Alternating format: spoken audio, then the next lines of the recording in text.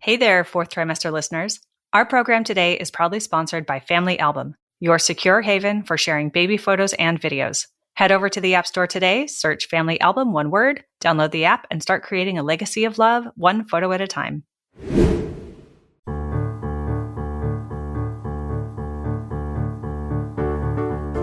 Hi, I'm Sarah Trott, and welcome to the Fourth Trimester Podcast. I'm a new mama, and this podcast is all about postpartum care for the first few months following birth, the time period also known as the fourth trimester. My postpartum doula, Esther Gallagher, is my co-host. She's a mother, grandmother, perinatal educator, birth and postpartum care provider. Fourth trimester care, our topic, is about the practical, emotional, and social support parents and baby require. And importantly, it helps set the tone for the continuing journey of parenting. Hi listeners, it's Esther. Happy to be back with you today. Sarah won't be with us, but I have a very, very special guest, Nethal Abdul-Mu-Amin, and she is going to be telling us about her pathway to becoming a doula. Before we get started with that, I just want to remind you listeners that you can follow up with us on our website, fourthtrimesterpodcast.com, where you'll find our whole lineup of past podcasts.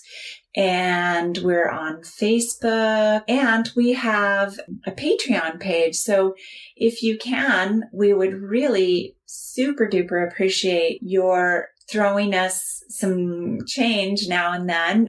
I'm going to tell you a little bit about Nethal. She is Cornerstone Certified Birth and Postpartum Doula and Childbirth Educator, and she's co-author of the Muslim edition for the Cornerstone Method of Childbirth Education student workbook, which I just think is so fantastic. She holds a bachelor's degree from Damascus, Syria in Arabic and Islamic studies, and simultaneous is a Quran teacher at Zaytuna College. She lives in Berkeley with her husband and 4 daughters who are ages 6, 9, 13, and 15. I am so thrilled to have you here, Nethal. Would you be willing to give us your story of coming to this place that you are now as a birth and postpartum doula and childbirth educator? Absolutely. Thank you so much for having me here. I was really delighted to come on, and I think learning that the Fourth Trimester podcasts were a resource for me to learn so much and to connect with the community locally has been really, really educational, and really, I always feel very inspired when I listen to them. So I'm definitely going to refer my clients to listen. So I was born in Brooklyn, New York. My parents are converts to Islam. So I grew up as a Muslim. I was born at home. My dad is African American. My mom is European American. And I was born at home at a time when it was actually illegal to have home births in New York. And so it was kind of like it was a piecemeal job that I'm so grateful my mom believed in and was willing to do. Nethal, does that mean that she wasn't able to find a midwife to support her? Or does it just mean that they had to be kind of under the radar? I'm just curious because when I gave birth in 1977, it wasn't legal either, strictly speaking, in California to have a midwife assisted home birth. Yeah, I don't know if she had resources like actual access to a midwife, but she didn't have a midwife. So interesting. It was someone who read a lot of books and was really passionate about it and was like, let's do this. Mm-hmm. She was like, cool. Yeah. Right. Go mom. Exactly. So proud and impressed. Exactly. Yeah. Mm-hmm. So she wasn't privileged to have the beautiful kind of home birth care that we now have that access to. Like she didn't have any prenatals and, it was like they were just figuring it out. One thing that really was interesting to me, even about my mom's story of having she had my sister at home too. She's older than me.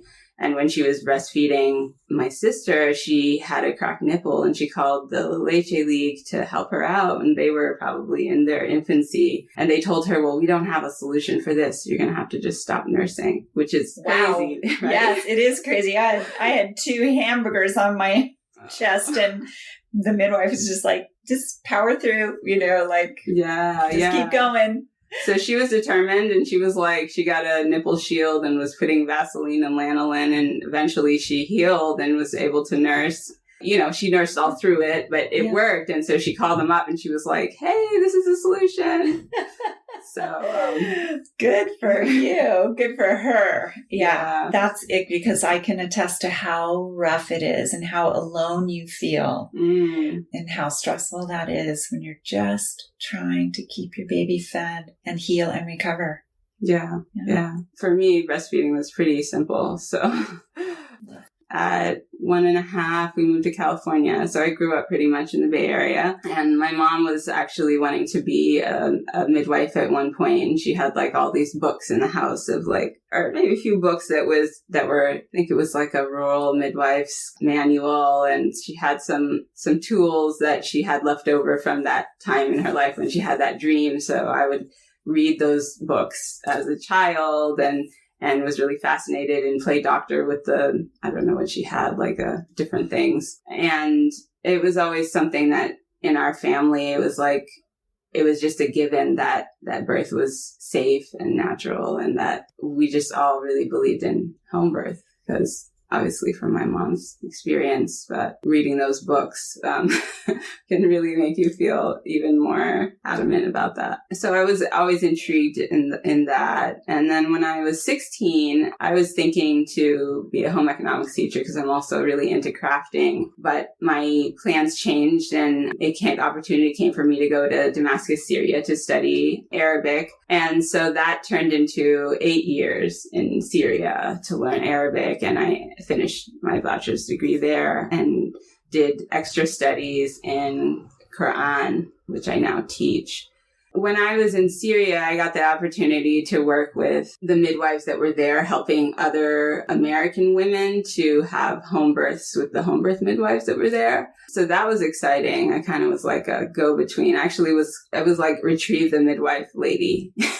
Because there it's like, there's not prenatal care if you are having a home birth. So they're just like, come get us when she's in labor. So because I had been there for so many years, it was easy for me to get a taxi, run up the hill, get the lady, bring her to the mother. And it was really funny. Actually, one mother, we had these really simple walkie-talkies, and they barely worked, but that was the only way, because we didn't have home phones.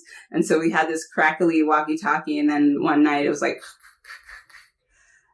my wife's water broke, and that's all I heard.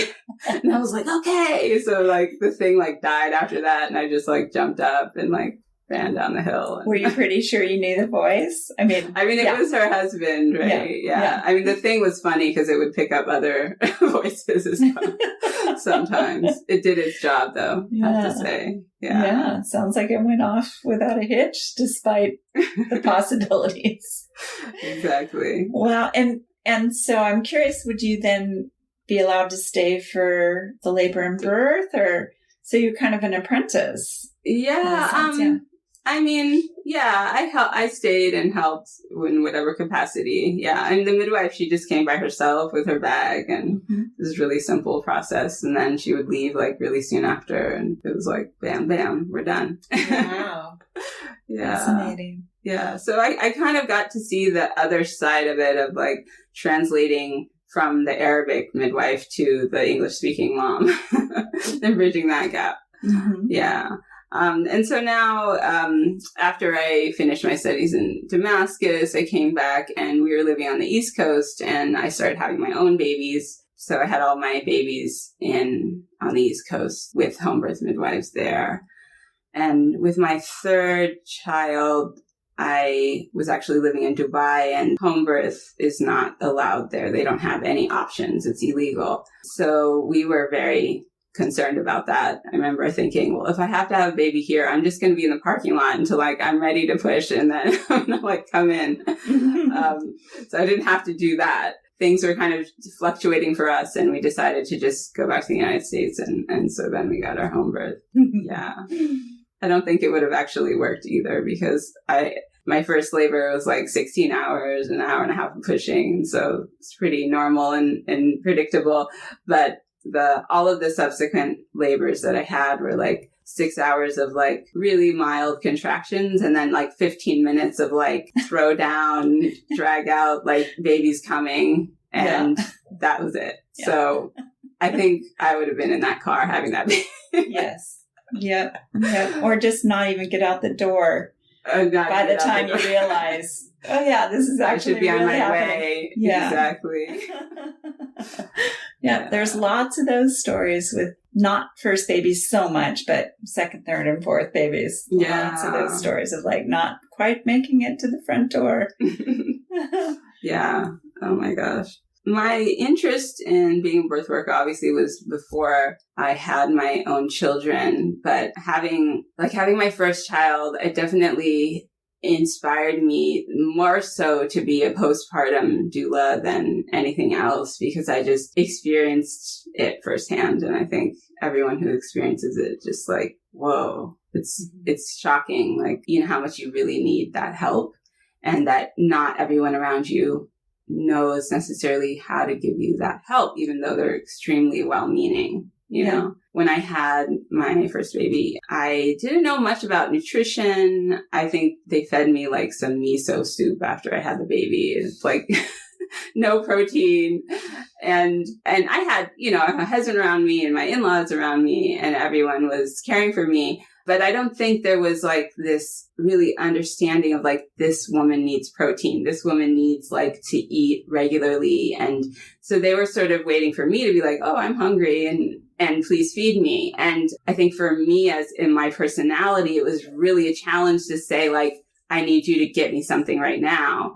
So at 3 days postpartum or 4 days, I was like up and about and I was wanting like, just grabbing like snacks, like eating a banana or eating, you know, and I was like, okay, like maybe I should eat, but you know, then I'm like breastfeeding and then I would go to the bathroom and then lay back down. And so this whole cycle of, taking care of the baby. And, my mother-in-law, bless her heart, she kept saying, there's stuff to make sandwiches if you need one. There's stuff. And I didn't know enough about what I needed or what I was going through and the kind of support I needed to just say like, I would love a sandwich. Would you make it for me? And so by the end of that day, I was like ready to faint. And it was so confusing to me because I was like, I was eating. I was, you know. You thought we were. Yeah. So, and then I was just a mess. My husband came home and I'm like crying and he's like, what happened? You know, it's not like you were alone all day.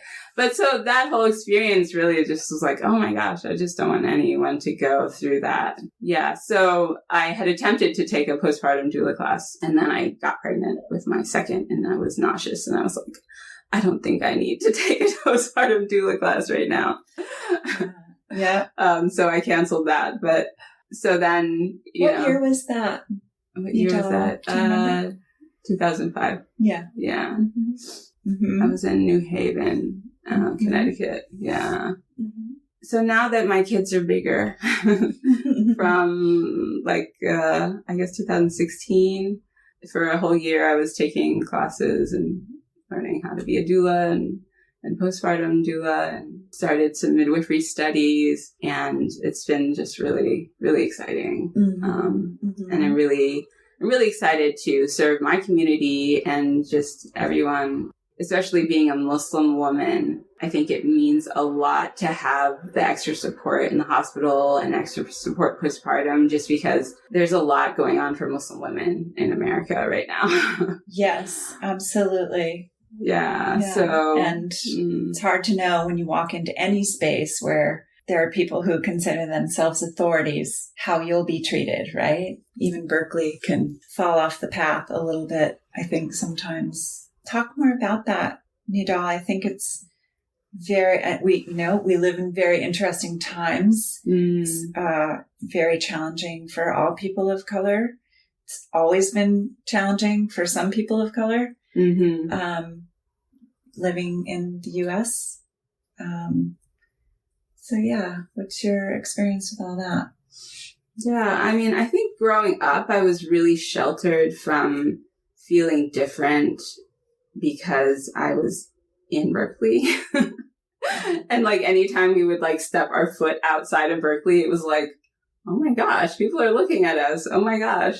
You know, and I mean, I think it's all centered around me wearing the hijab, like wearing a scarf on my head or being with my mom who was wearing a scarf on my head when I was still younger and not wearing it. And then feeling like, oh, wow, we're like, this is something, you know? Yeah. We put this thing on and everyone decides to notice us. Mm-hmm. And I mean, I don't think it's necessarily the stares that are a problem. And as I grow older, I feel like more and more, I mean, I think as a kid, you feel like nervous about people looking at you, but more as an adult, I'm like, please ask a question. Please want to know, please want to explore, like, what is this? I think the thing that I respond to in what you just said, which is, hey, ask me a question. I'm here. Yeah. You know, I can talk with you. I can have this conversation. And we live in a time where it's challenging for everybody to know what the boundaries are, right? Yeah. When it's just neighborly and sociable and okay. And when it's potentially really crossing boundaries or serving a purpose that isn't neighborly, community oriented, etc. So it's a confusing thing, a confusing time. I'm thrilled to hear that you're open to all of that, which is lovely for me. Certainly, as the listeners know, I live in a mixed family, whatever, you know, these words are just ridiculous sometimes, but there's a lot of different cultural orientations in my family. I'll say it that way. Mm-hmm. And that's thrilling to me. You know, I grew up in a rural, very white community and couldn't wait to find out what the bigger world was like. Where did you grow up? I grew up in a little town called Los Molinos, which is in Tehama County, which is a very rural, large county, but not many people in it. And north of Butte County, which is where Chico is, which was kind of always the big town, you know. Oh, okay. So that was the largest, most sort of interesting place to go to because there was a college campus there. Mm-hmm. So we could broaden our worldview. Nature, on the other hand, was what was available, which was so wonderful. Mm-hmm. You know, having just a really direct experience of nature every day, all the time. I wouldn't trade that for an urban childhood, but I'm really excited that my kids had urban teenagehoods and that I, as an adult, have been able to transition to an urban existence because I just feel like community-wise, it's so much more interesting, especially doing this work. Yeah. You know, it gives me the opportunity to do this work as well. I think even in California that we think of as a somewhat progressive state, the rural areas of California are very, very not progressive, and women suffer for that, as we do and have traditionally, because we have done away with traditional forms of support. Mm-hmm. Right? Like generations it was taken from them and then lost track of, you know, over the generations. So as you're learning as a postpartum doula as well, we're having to reinvent all of this and search other cultures for what they have to offer, what they have not lost, perhaps, by way of traditional ways of caring for new mothers and their families. Mm-hmm. It's fascinating. I know prior to the show, we were having a chat and you were saying that so far your experience working with Arabic speaking mothers has been rather limited. Mm-hmm. Do you have any theories about all that? Yeah. So I think it is pretty rare for an Arab woman to have a doula and even to maybe even know that what's the importance of that. And I mean, really, it's an investment, right? Mm-hmm. So I think that there just isn't a lot of knowledge in our community yet about what the role of that is. I think that especially because Arab women come from like a very rich tradition of supporting their family, supporting them. So if they can have a family member or friend, for them, they've done what they need to do to have support, you know. But I think just getting the word out there that, like, even when you have family, having someone who's used to being in the hospital, knows the options that are there, can also bridge maybe the language barrier that might be happening. And very likely is happening, right? Yeah, Very likely.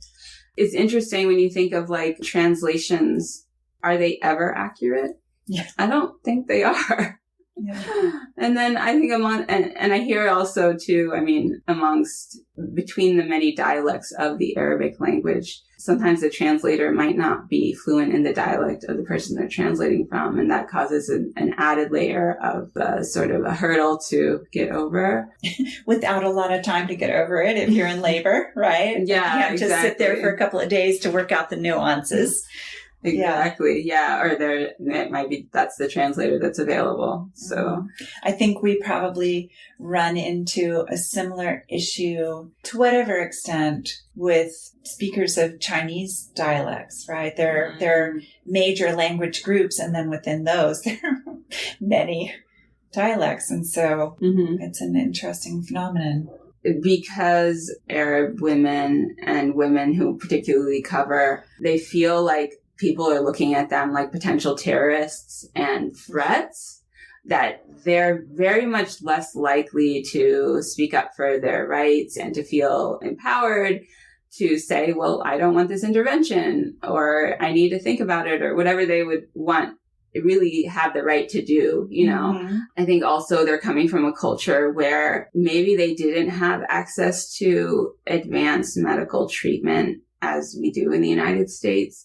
So they're looking at like, this is progress. This is like, I can't complain about this because this is like as best as it will get.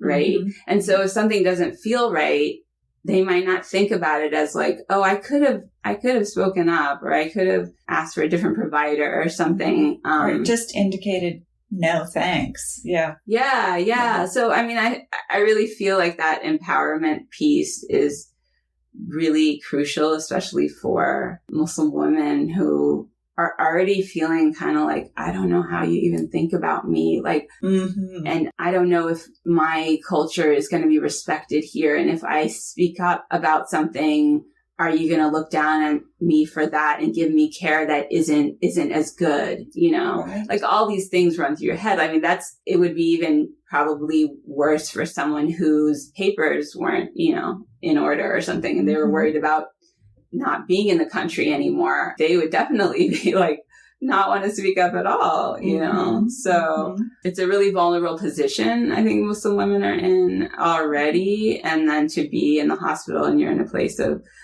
this really strong authority and you need them, it's like exacerbates that problem. And, you know, to be fair, I'm sure much of the time, maternity nurses would love to know, would love to have any way to know how to support any woman who walks into their maternity ward and give her as good a care as they know how.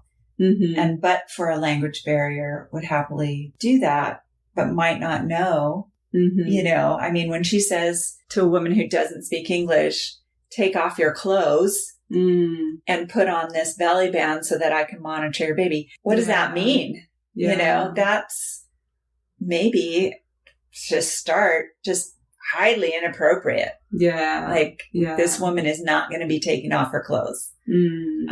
For instance, I'm guessing, but it makes sense, right? That when you come from a culture that you don't take your clothes off in front of people, it's going to really feel threatening when somebody indicates that that's what you're supposed to do. And you don't even know the reason. You can't even comprehend the reason necessarily yet. I feel like I kind of have to advocate for myself and my children every time we go to the doctor because those reasons, like, they're like, okay, take your clothes off and put on this piece of paper. And I just look at the paper and I'm like, no. I mean, I don't, you know, I try to be polite, but for me, I'm like, every time I say no, they figure out a way to give you the exam really easily without it. So I'm like, why was that necessary? So I don't know. Just walking into the doctor's office, I feel like in general, I've gotten a lot of practice sort of having to advocate for us as, I mean, even not for religious reasons, for like immunization preferences. And my 13-year-old, she didn't want to talk to the doctor alone. She felt she wanted her mom there. So we had to advocate for her. And I feel like growing up in America as a Muslim and being an American as well gives me sort of a special skill set to see it from both angles and sort of know, like, no, it's okay to speak up, you know? Yeah. Hey, fellow parents, can we take a moment to reflect on the joyous chaos that is parenthood? You know those days when our hearts swell with love at the sight of our little ones and we're bursting at the seams to share every adorable moment with the world. But let's be real. Some things are better kept in the family, and your loved ones who matter the most aren't always close by, and they might not be that tech-savvy either. So how can you easily share your baby's beautiful growth with loved ones while keeping your precious memories secure? I remember the frustration of trying to use some of the big tech photo solutions, only to find they fell short of what I needed. That's when I stumbled upon something truly remarkable, the Family Album app. The Family Album app was created to give parents a secure and easy way to share photos and videos with loved ones. It's an orderly and totally secure haven for your family's personal memories. I love that there's no third-party ads, no unwanted eyes, unlimited storage, and that it's totally free. So to all the parents who are out there still trying to use other messaging apps for your kids' photos, it's time to level up your family photo game with a free photo sharing app. Head over to the App Store today, search Family Album, one word, download the app, and start creating a legacy of love one photo at a time. Yeah. And I imagine over all those many years, you've been able to engage a kind of creativity, right, for problem solving, as it were, in these various areas that would just so well serve the Muslim community in general if they were only to know about it. Like, hey, I've been doing this. I've got these skills and I can help you out with this. You know, it doesn't have to be reinventing the wheel every time it happens. I wonder, have you may have done this already, but you should imagine if you went around to the various midwives and OBGYNs in your community and just said, I have these skills. You know, if you have clients, it might really help both parties to have somebody who has a lot of experience, personal and professional experience, doing just this, like navigating how to get through this with less stress and more appropriate behavior. And it does make sense. I guess I've been thinking about that a lot more, just being a Muslim and like people maybe not coming in contact with a lot of Muslim women, and then to think of me as like someone who would be coming to their birth. It takes really getting to know me and saying like, oh yeah, she's just a normal person. You know? Yes, exactly right. If you don't know people like that, you might be like, I don't know. You know? Yeah. It's interesting because it's like my experience of being an American. I almost didn't realize how American I was until I went to Syria. Yeah. I bet. Because actually people think I'm Arab, right? You can't really tell what I am.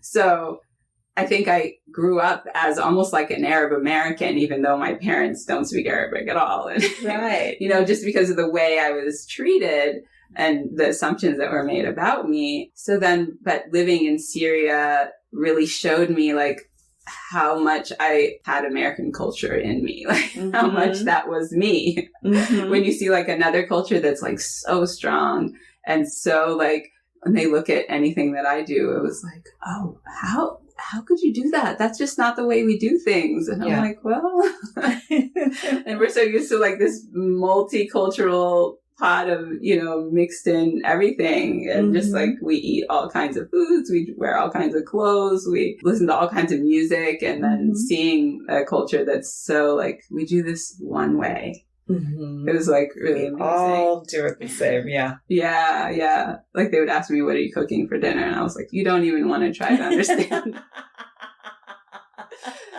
I think I would just make stuff up. I mean, sure. As I do.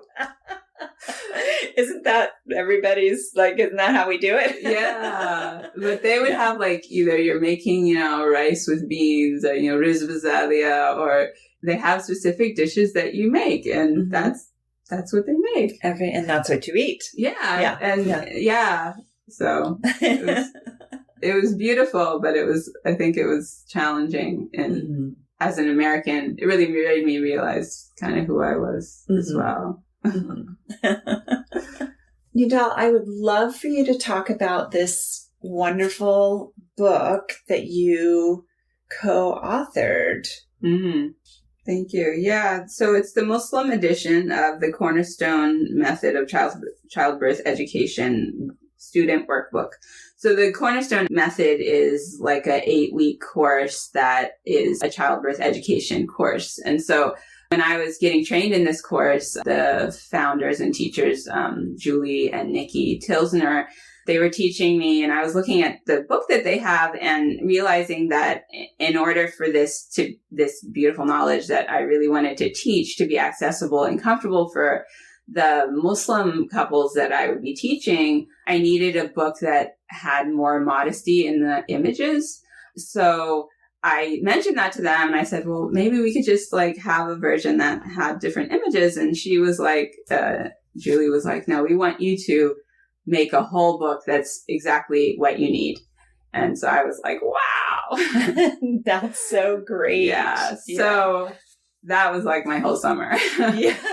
Of like, it was so juicy because it was like having that opportunity to take a book and like personalize it and say like, how would this really serve me? It was like, it was such a gift that they gave me and our community. What I did was, maybe they mentioned a couple times pork products. So like I took that out and added more things like what to bring to the hospital, like maybe things that would help you to be able to pray, or, you know, maybe you wanted to bring recordings of Quran to listen to and stuff. And so there's a whole chapter on different prayers that you can make during labor to ease labor that are, you know, that are like prescribed in the Islamic tradition. And there's a whole chapter on just the customs around birth, because even practicing Muslims, you know, like it's not like you have, well, we do have a lot of babies, I shouldn't say that. But you don't have them every day. Yeah.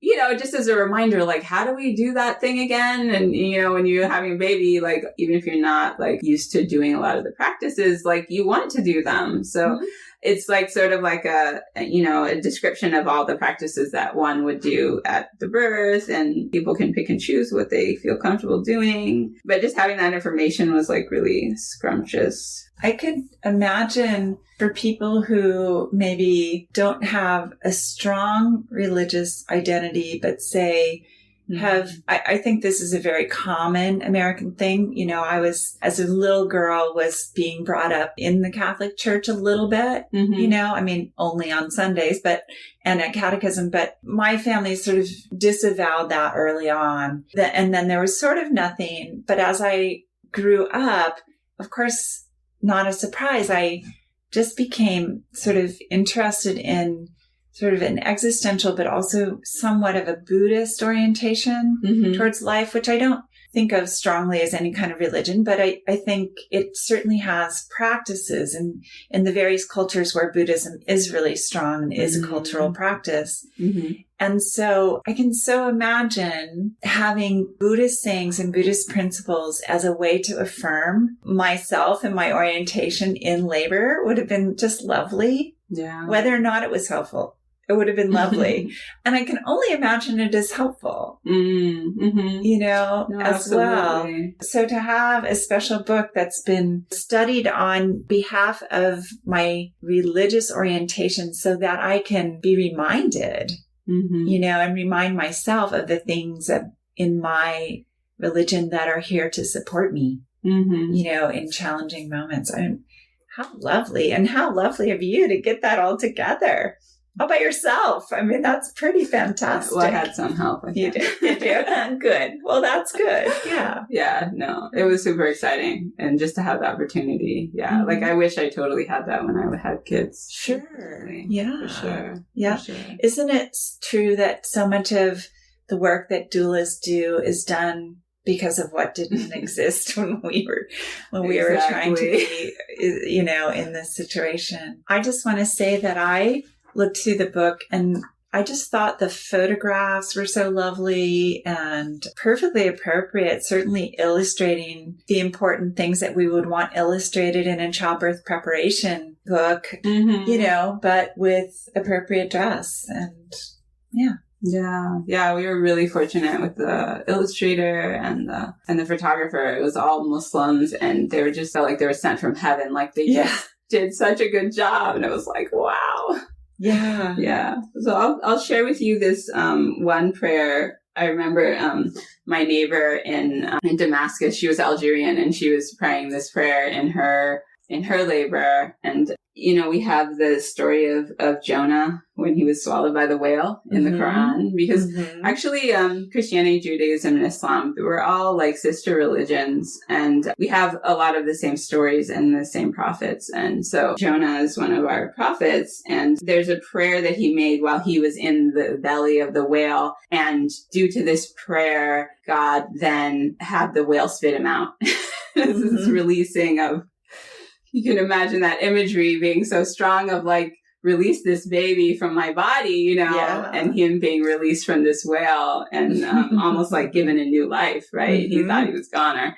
Yeah. And so there is that kind of life-death crisis in every birth, isn't there? Even if it's not likely to be the outcome. Even moms will say, I feel as though I'm dying, maybe not really knowing what that feels like, but for those moments of transition, there is this sense of something about oneself is having to be left behind in order to move forward. Yeah. So it goes, La ilaha illa anta subhanaka inni kuntu min al-zalimin.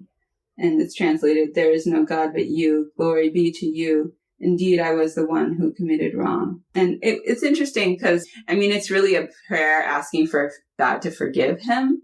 And we have a concept in Islam that when women are in labor, all of their sins are forgiven.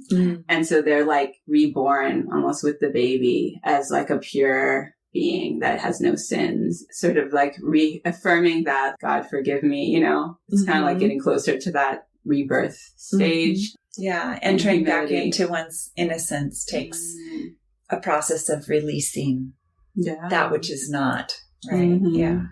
That's so beautiful.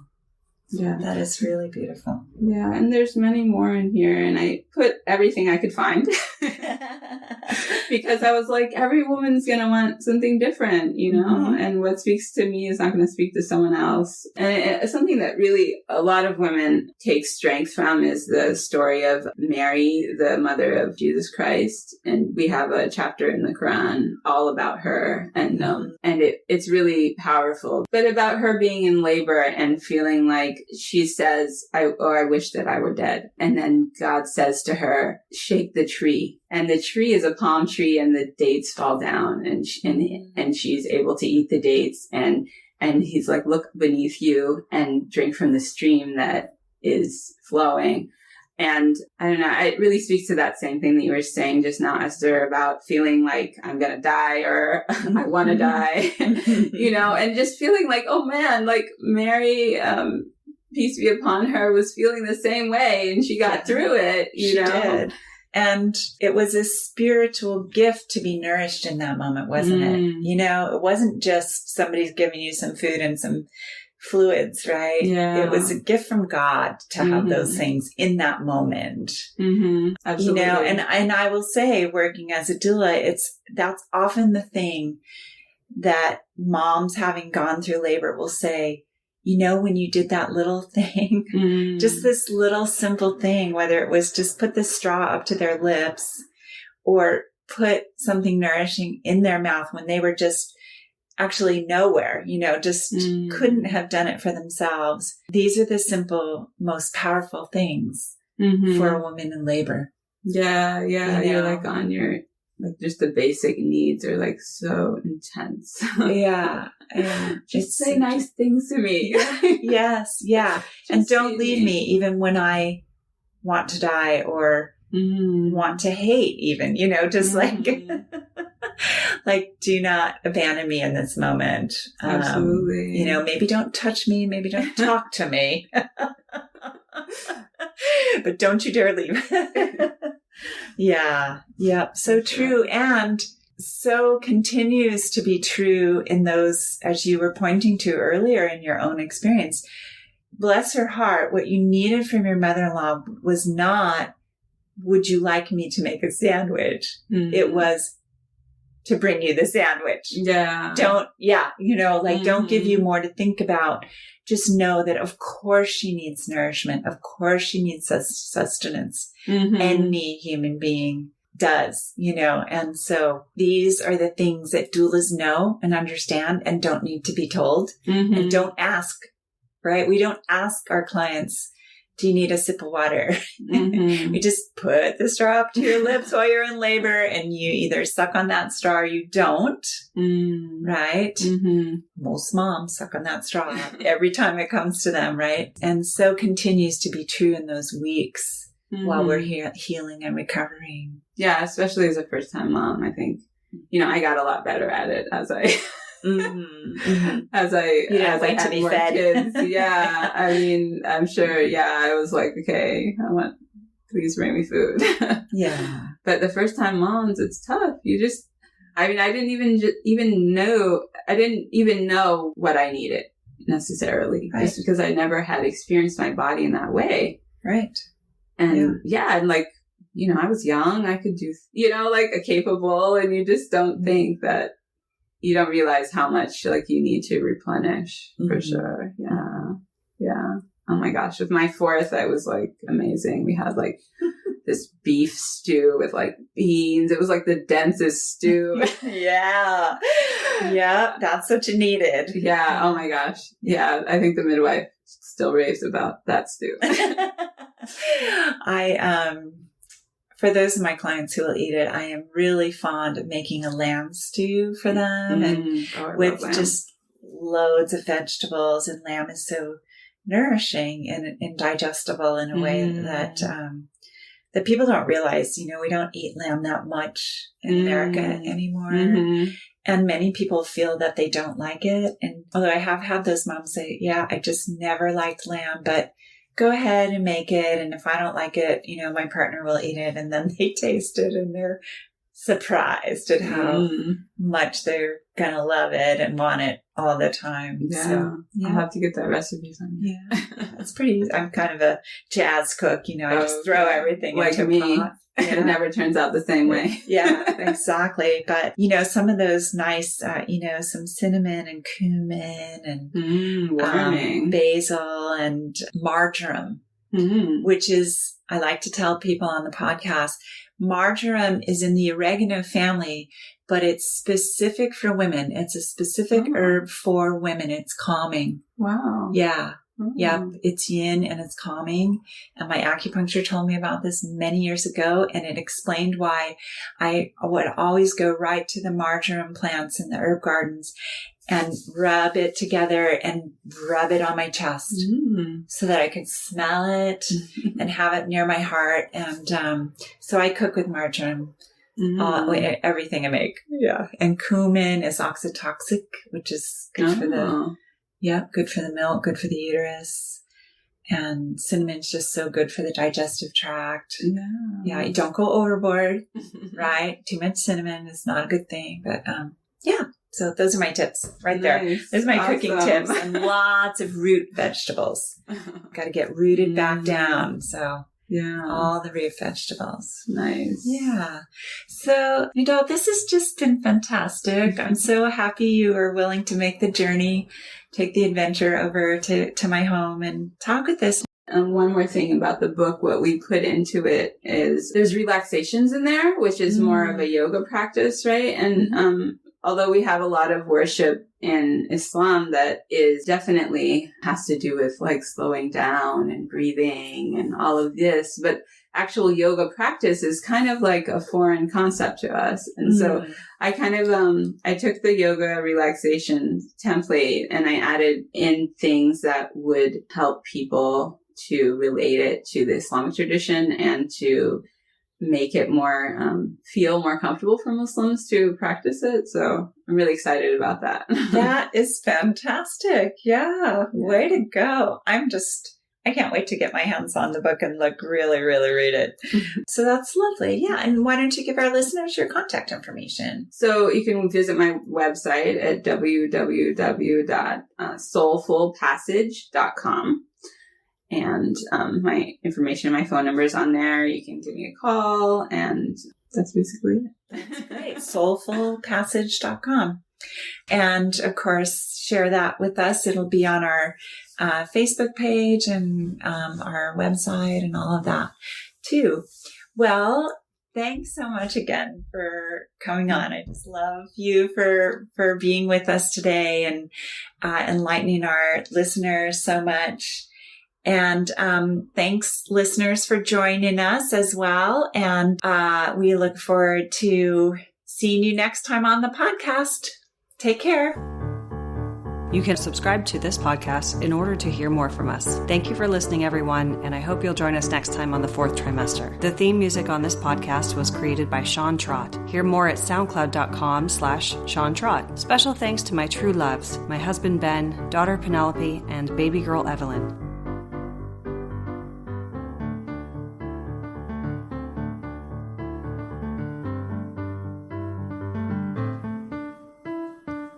Hello again, bicycle man. Don't forget to share the Fourth Trimester Podcast with any new and expecting parents. I'm Sarah Trott. Bye for now. Simple and true. I wrote the song. I'll sing a song for you.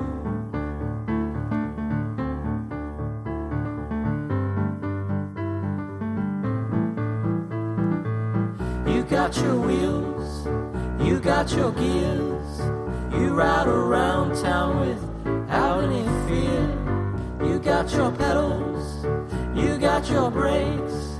You always wear your helmet for safety's sake.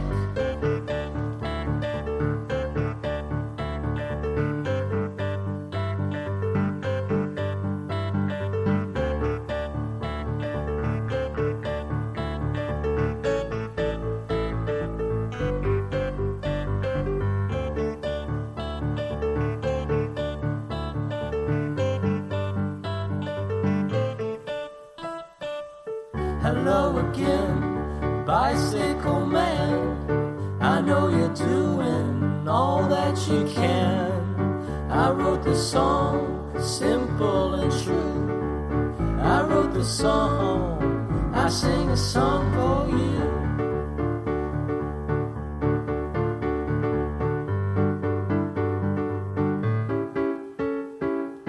Hello again, bicycle man. I know you're doing the best that you can. I wrote the song, simple and true.